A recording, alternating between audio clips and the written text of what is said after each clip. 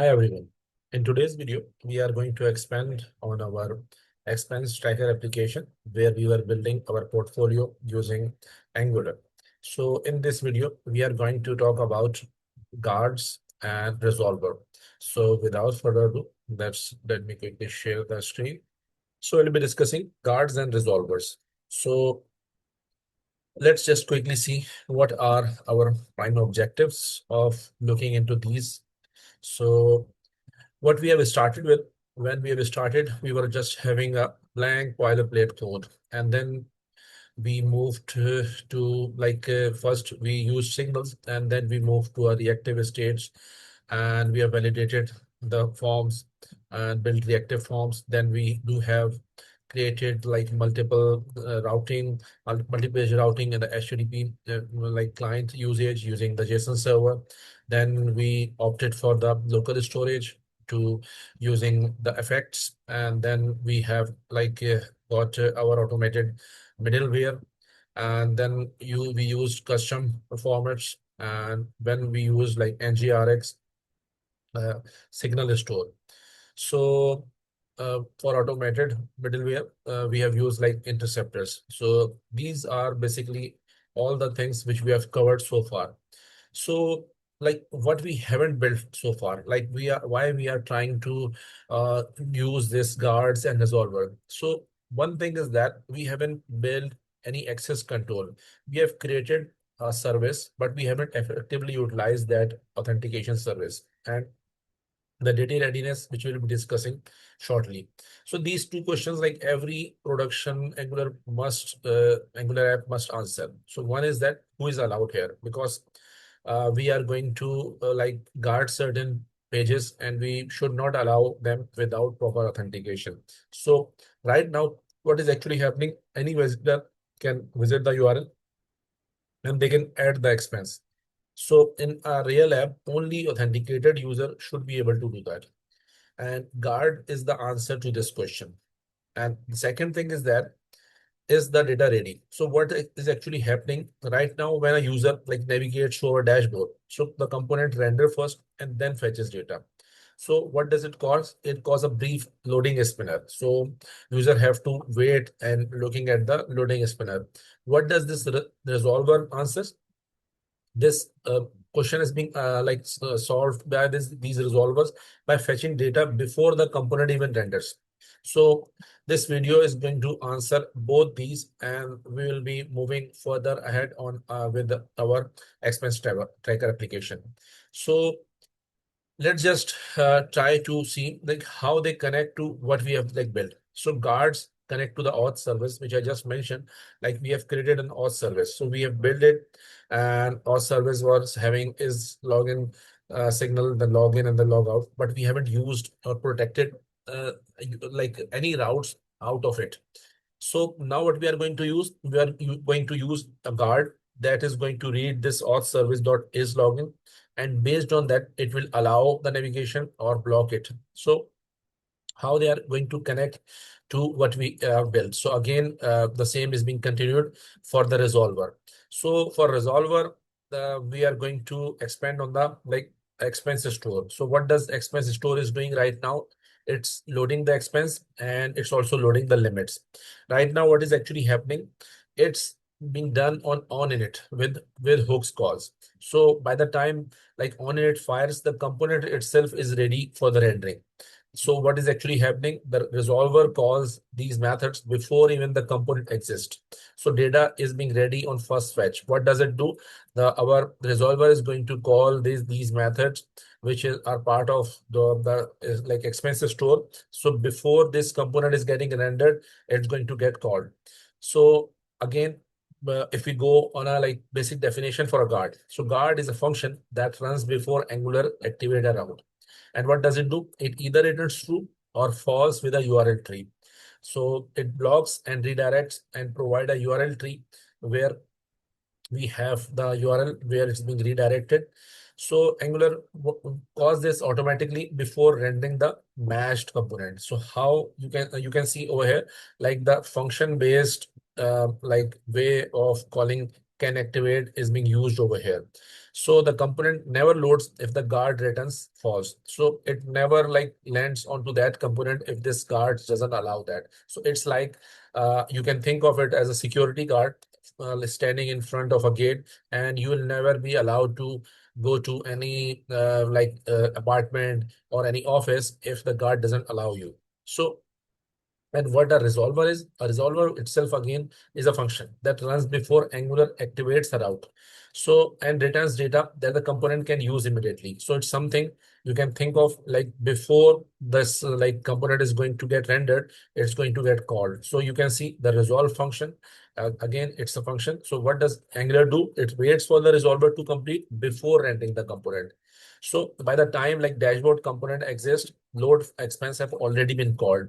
So this is the way like it have been already been done by the resolver. So the three things which we are going to build, one is the Auth Guard which we are going to build, which is going to protect our add route, because only we allow only logged in users to add any expense, and any unauthenticated user are not allowed to add any expense. So the second thing is the expense resolver, which itself preloads any expense and limit before this dashboard is going to get rendered. So no loading spinner is going to get shown on the first navigation. Then comes the login component. So far as we do not have any authentication, so we are going to build a login component, a simple login page, which is going to use our auth service, which we have built in previous video. So the guard redirects here when a user is not logged in. So the routes which we are going to modify would be looking like this. So this is just a quick brief. You can see like resolve and canActivate have been used like after in the dashboard path, we are using the resolve method, and in the path add we are using that canActivate function. So we'll be discussing further when we'll be looking at the exact code. So folder structure is again going to be somewhat similar the way we have done with the features, interceptors, so and the services. So on the same level we are going to add the guards folder and the resolvers folder. And what we are going to do, we are going to create these two auth and expense like Auth Guard and expense resolver, and then we are going to create a login page, and we are going to wire our guards and resolver into app.routes.ts, which we have already seen. I'll be showing it you when we'll be looking at the exact code in the VS code, and then we are going to add a login logout to the Navbar. So one important concept, but before we start, so like canActivate function and resolve function, both guard and resolvers are type function in modern Angular. So what does it mean? So you can see these are the type functions. You can just add an export constant and then Auth Guard, and you can use this canActivate function. Both are going to like receive two arguments. One is the route, the activated route snapshot. It's going to get the information about the route being navigated to any params, query params, data, and the route config. And the second is going to be the state. The state is basically the router state snapshot. So what does it mean? The basically what's the current state of the router? It's going to like contain the target URL. So both do support like inject, so on the similar way as this modern Angular is supporting, and we have seen other functions prior to this video. So both are going to support this again inject mechanism. They again read inside Angular's injection context, so any service or a store can be injected directly.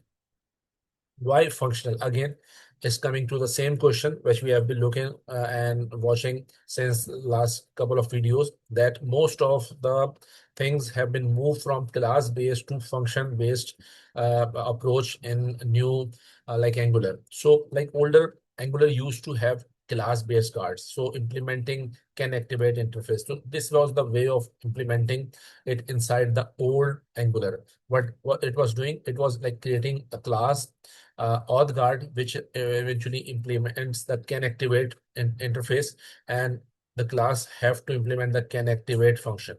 But what's actually happening within the modern Angular? So basically, from version 14 onwards, there is a like use of functional guards. So you can see, as I already mentioned, we are using this new functional approach, and this again is going to work on a similar lines, but over here we are using function instead of creating a class. So same pattern as in like functional interceptor in our previous videos. And this is going to have some less boilerplate code, no like class, no decorators, and in the inject is going to work directly. The same reasoning we chose like functional interceptors over class-based ones. So you might have already noticed that for certain and most of the things, like Angular is moving from a class based approach to a functional approach for these type of things. So let's just create the Auth Guard. So Auth Guard protects route as we already seen. So it requires authentication and we are going to do it on the add/add route. So what we are going to do, as we have seen in the like previous slide, that we are going to create a guards folder, and within that we are going to use og.guard.ts. So it's going to reside somewhere here in the app guard. So I'll be creating all these in a single go. So auth.guard.ts, and the second thing we are going to use this. So let me quickly create it rather than delaying it. So let me just open the VS Code. So over here in the app, I'm going to create guards, and what I'm going to call auth.guard.ts file. So you can see I've created a blank file. So let me just copy the code over here, which we have seen in the slide. So I have copied the code of the Auth Guard over here, and you can see canActivate function is being used over here, and we will be discussing all this code in detail. So let's just quickly discuss the code. So what does this canActivate function? Again, this is the TypeScript type for a functional guard. So that control whether a route can be activated or not. So what does Angular do? Angular calls this function automatically before rendering the mesh components. So we have to wire it within the app.routes.ts file. So the function must return one of what is going to return. Either it's going to return true. If that's the case, user is going to allowed to go to the same URL. But if not the true, so it is going to return URL tree along with false. So based on that, user will be redirected to the other stream. So you can see over here like two arguments being passed. So one is the route. Activated route snapshot is being provided. So it's going to contain like route.param, query parameters, and any data or the URL of the route. The second thing is going to be the state, which is basically the router state snapshot, basically the full router state at this moment. So what it's going to be state.url. So this is going to provide the URL. So what we are going to do, we are going to use the state.url to capture where the user was trying to go.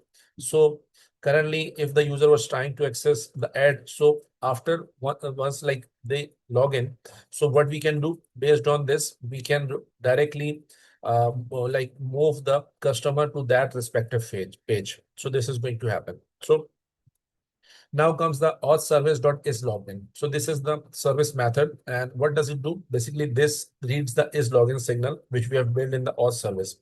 And what is it's going to do? It's going to fetch a token from our like local storage. And if it's logged in, if the token exists, what is going to do? It's going to return true. And if the user is going to be treated as an authenticated. So in a production app, which we do not have as of yet, so we would be having a proper authentication mechanism and proper tokens being verified or any expiration or anything which required by our authentication server. So, but we are creating a very bare minimum of this as of now. So let's just quickly move forward. So we have like create URL tree. What it does, it builds a URL tree, which is basically Angular's internal representation of a URL. So without actually navigating to it. So returning a URL from a guard tells Angular redirect here instead. So instead of going to let's say add like route, it's going to redirect to the login page. So what does it do? Basically, it do have a query parameter as well along with this like login. What else is coming? Like the state URL. Basically, this is the intended URL where the user wants to land. But currently now he is being navigated to the login because he wasn't authenticated.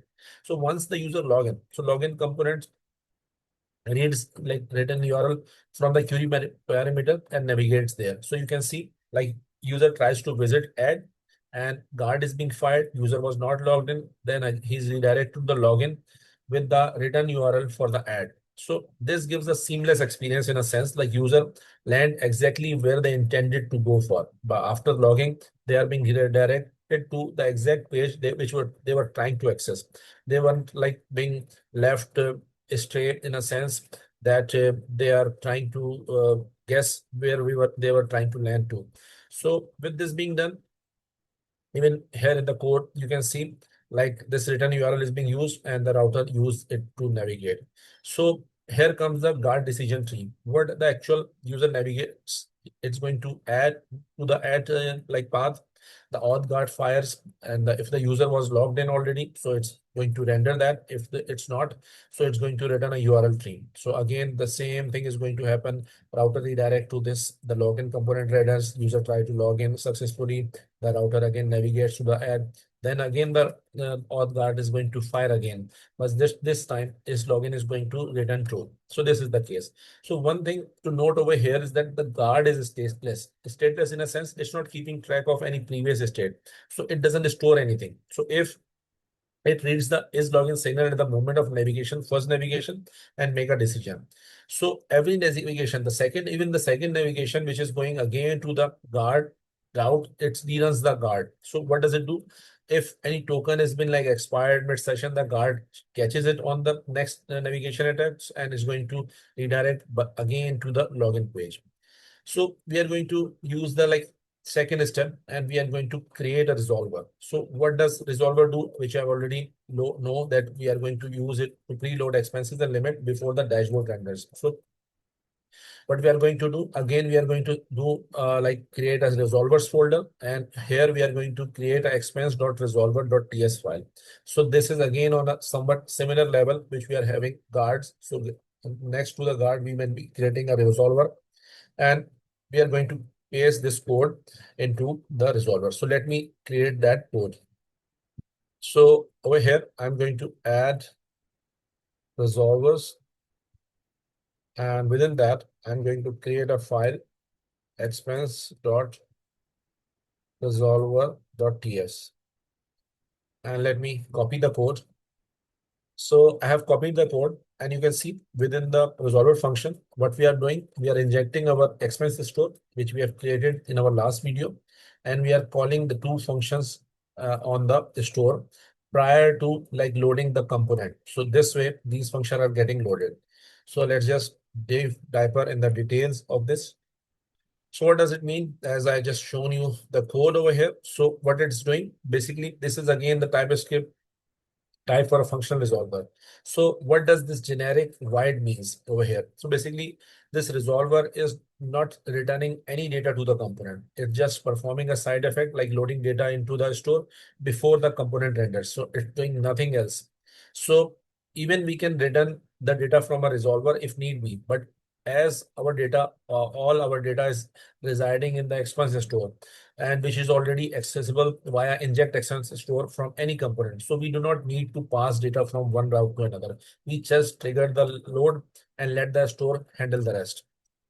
And basically, this resolver function is the cleanest choice when the resolver job is populating a store rather than returning data directly. So this is the only thing. So you can see these two methods which we have just seen.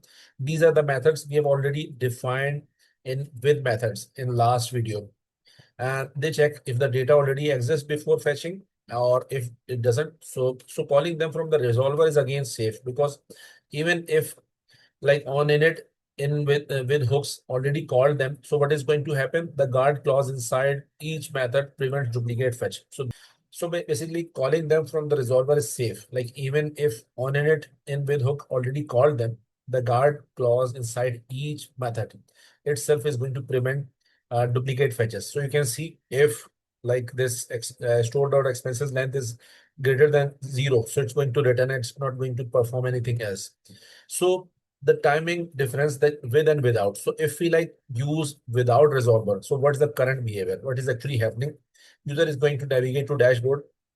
Router is going to match the route. Dashboard component is created with hook is going to get called, and at that point, load expense is and have been called. So dashboard component template is getting rendered with is loading true, and the spinner is going to show up. And whenever the HTTP response is going to arrive, then basically these signals are getting updated and access spinner is going to hide and data is going to get shown. So this is the way it's going to happen. But now what is going to happen? Basically, router must match the route. What does it do? It immediately fires the load expense because it knows that this load expense is going to get displayed within this component before that. And Angular waits for the resolver because when this HTTP response is going to arrive, expense signal is going to get updated and resolver is going to complete. So dashboard component is again created and the template is going to get rendered. So this is another way of doing the same thing, loading the data. So basically, trade-off like waiting versus spinning. So resolvers are not always the right choice because there is a trade-off.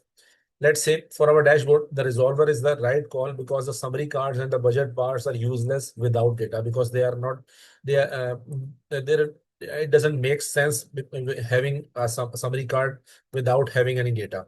So without that, it doesn't look very good.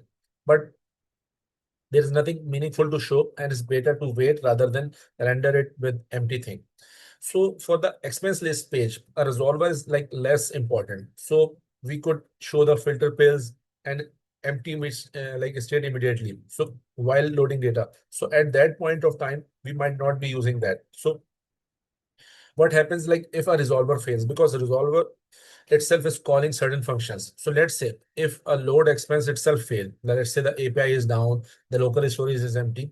So what is going to happen? The resolver is still complete. So and it catches its own error internally, but and Angular it doesn't know about the internal failure of this resolver. And as far as the router is concerned, basically the resolver completes successfully. You can see the return of null over here. The resolver completes even on an error and the component is going to get rendered and any error from the store appear is going to appear on the template. So this way you can see even if something fails inside the resolver, it is still going to complete that.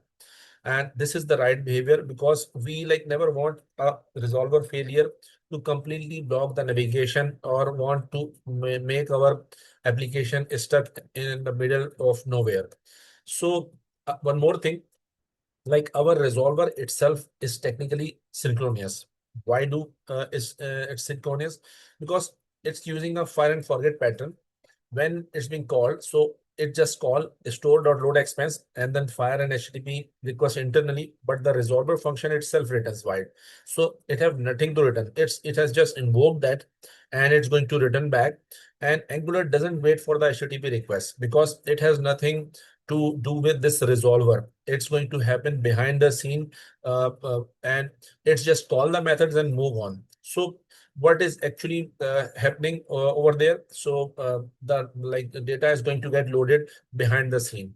And if we need to use something, wait for a data resolver. So what we can do instead, we can return a resolvable. Over here, you can see that in the resolve function, instead of returning a void, we might be returning an expense array. So what is over here, what the Angular is going to do over here, Angular is wait for the observable to complete before activating the route. So our approach is slightly different over here. We trigger the load and let the store is loading signal communicate the loading state. So both are valid, but our is simple. Given like our store already manages loading state, so we do not want to wait over here, and we do not want to return any data. Our resolver is going to return void, and it's perfectly okay because store is getting filled internally by the those methods. So what we are going to do now, as we have already created our guard and the resolver, what we are going to do, we are going to create a login page where we need to be redirected. So over here, somewhere on the same lines that we have created the features, we are going to create a login folder. And inside that, we are going to create a login.ts file and the login.html. So this is going to be the login.ts file. So let me just copy the code first. So I'm creating a login folder over here. And let me create the login.ts. Let me just create a login.html. So on a similar lines as we used to have with any other component, so we have created these two. So let me just copy the code for these two. So I have copied the code for our login component. So let's just quickly see it with all the details. So over here, again, you can see like we have injected the activated route. So what the activated route is like doing, basically it's an Angular service that give us access to information about the current active route.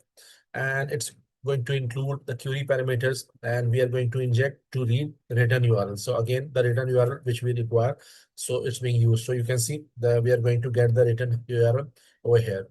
And this route.snapshot gives a static like a snapshot of current route at this moment. So what's going to do? It's going to provide that return URL which we are going to use in the guard. So if like this return URL is not present, so the user is going to navigate it to login, will fall back to dashboard. So you can see over here. So if it's not being there, so we are going to fall back to the dashboard. So there is one more thing which we are keeping over here, that is login failed signal. So this is more of a local signal. So most of our signals have been like moved to the say expense store previously, but over here we are creating this local signal. So this is not going to this is not inside the store, because it's going to be a pure local for the component. And what does it do? It shows an like error message like when credentials are long, and auto clears after 3 seconds. So basically this is more of a good example when a signal in a component are the right tool, and there is no global like a state attached for this for a local UI concern.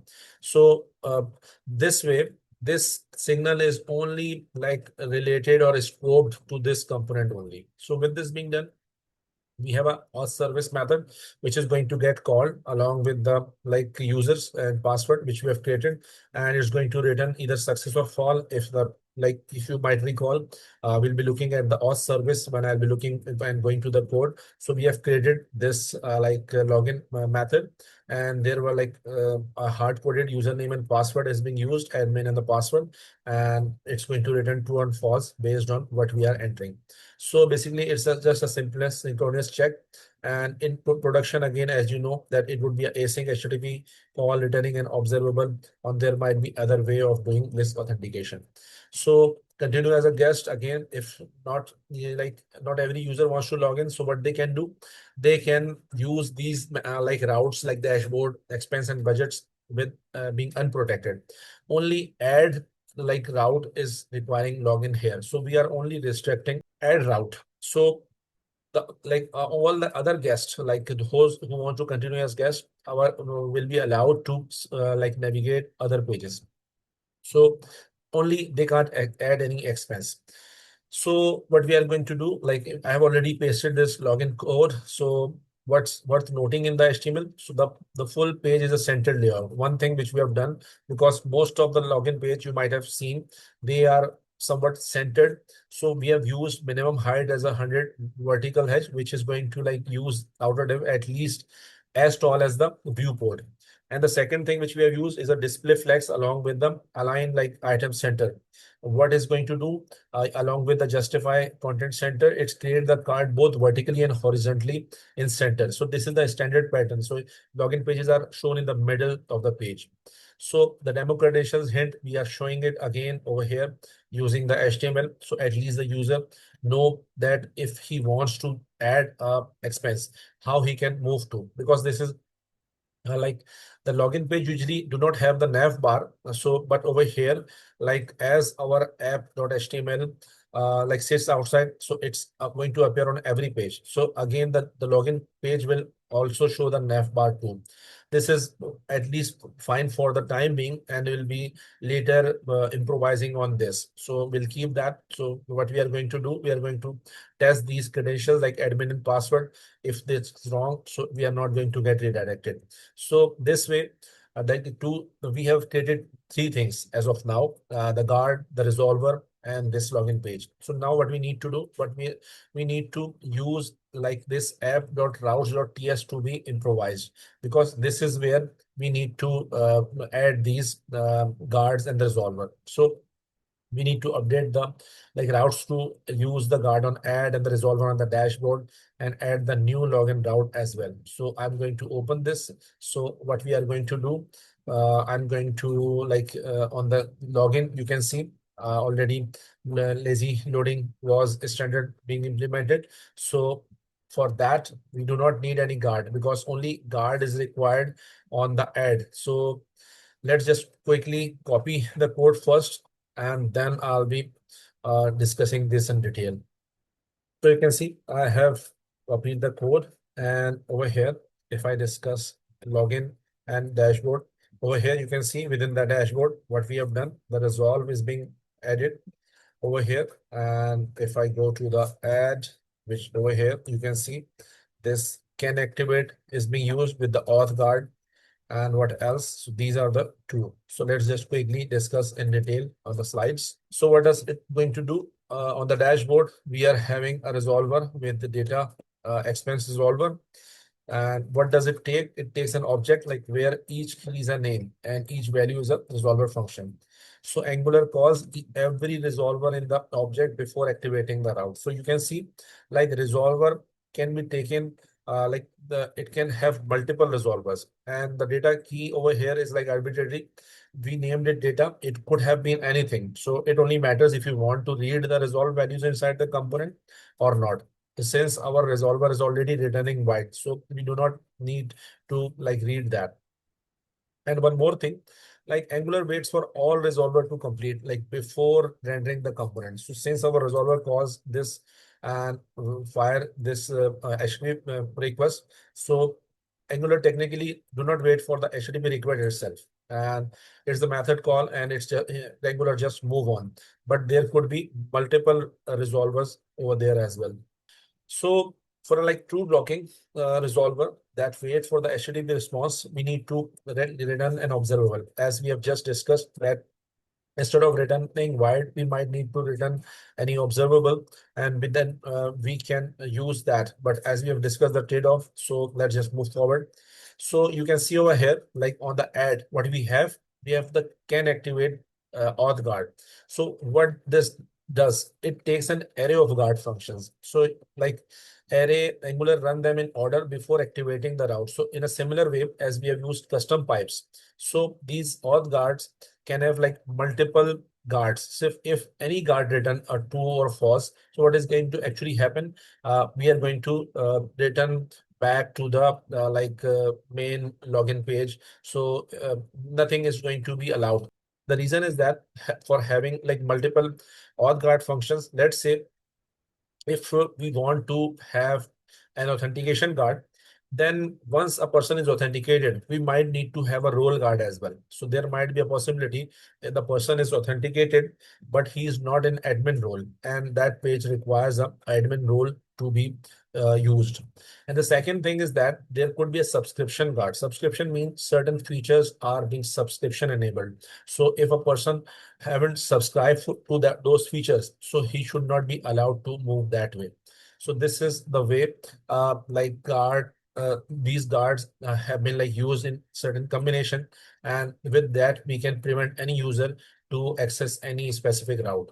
So with this being like you can see guard is important at the top, not lazy loaded. The reason is that over here, you can see that in our code, we have directly imported that rather than using a load. So these needs to be imported statically, not with the dynamic import. The reason is intentional. The reason is why it's intentional, because we want this to be immediately available when the route evaluates the route. When, if any lazy loading is going to happen, what would be it would be doing? There would be a circular dependency between the route and the lazy loading chunk. So it keep on loading. So the complete navigation flow is going to be user is going to click the add button, router is going to match add route, then canActivate is going to get fired, login is going to get true, then guard is going to return true. So this is the way is going to happen for an authentication user. But for an unauthenticated is going to return back to the login page, and then a whole thing is going to happen, which will be have already discussed. So if any users visit dashboard, again, similar thing is going to happen. So we are going to test each and everything once we will be moving to the code. So one more thing which we are going to do before we are going to test each and everything. So I'm going to add login and logout to the navigation bar. So with this, I'm going to open app.ts, and let me just inject this auth service there. So let me just change this file app.ts. So I've copied the code over here, and you can see as I've included the inject because we need to use this auth service being injected. And at that point of time, we need to call the logout. So logout auth service logout method is being over here. So let me just quickly move to the further details. So as I already seen this code, so let's just see what we have changed. Like we two addition to this class. One is like as we just discussed, like what the service is being injected, and what is actually happening. Our service is being used as a public property. So any template can read this directly. So this is a common like Angular pattern for reactive template binding. So again, this logout. So our service is going to call this logout, which clears the token from signal and local storage, then navigates to the login. So again, this navbar calls this when the user clicks logout. So let me just quickly update this HTML as well because we need to have these button or navigation being available. So let me update that app.html. Okay, so I've copied the code here as well. And let me just quickly show you this logout button and the login button being used. So you can see this if it's already logged in, so it's going to show the logout button. And if not, so it's going to like show the add over here. So these are like certain amendments and changes within the navigation. So add button is also only visible if the user is logged in. So let's just move forward. So what's changed in the template? Again, the conditional, this like add link, as we just said, if the user is logged in, only then this like hyper is link is going to get shown for the addition of the expenses.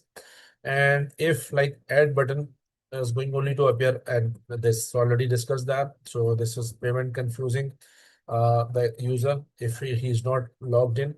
And what else? There is one more thing. If else, so you can see if the user is already logged in. So what is he's going to see? He's going to see the logout button, but he isn't logged in. So he's going to see the login button. So only like we have used the else block over here. So from Angular 17. So this is more of a like uh, built-in control for flow rather than ng if. So you can use these modern and the new like primitives or controls like using if and with this condition. So basically, again, else is a natural extension. These are like simple things. So reactive navbar is an action. So this is again in case for any change is been done to the is logged in. So if that signal is being changed, everything is going to get rendered quickly. So let's just quickly test each and everything. And let me just compile the code and let's see how it's working. So I have quickly ran the application, and you can see here, like instead of having an add button, so I can navigate to anything, but I'm not allowed to add any expense. So I have to log in. Let's say instead of getting a login, I somehow get this add button. So it's not going to like redirect me to or like allow me to fetch that add route. Instead, it's have navigated me to this like page, and you can see these demo credentials are being used over here. So let me add just admin and let's use password. And as you know that I have tried using the ad. So let me see what is going to happen. I'm going to click sign in. Let's see if it happens. No thanks. Let's close and no thanks. So you can see I have been directly routed to this page. So rather than clicking this add button and coming over here, I have already been routed because it knows the URL. So let me add a expense and let me just try adding certain for transport, add an expense, and let's just try logging out. And again, expense, you can see for transport, and I'm able to see that, and even I'm able to delete it. So one more thing which we can add is we can apply the same thing to this delete. So in case if the user is not logged in, he should not be allowed to delete that as well. So I'll be keeping this for the future improvisation, but I'm very hopeful that you are able to see how things are working and how things are shaping up and how guards and resolvers are helping uh, us shape our application. So I'm like hopeful that you are able to follow along with me and you are able to learn new features of Angular version 21 well while building your portfolio and building this application. So if there is something that I've missed out, so feel free to leave it within the comment. And if you like the video, so feel free to like and share this video and also subscribe the channel as well for some somewhat similar videos. Thanks for watching. Bye.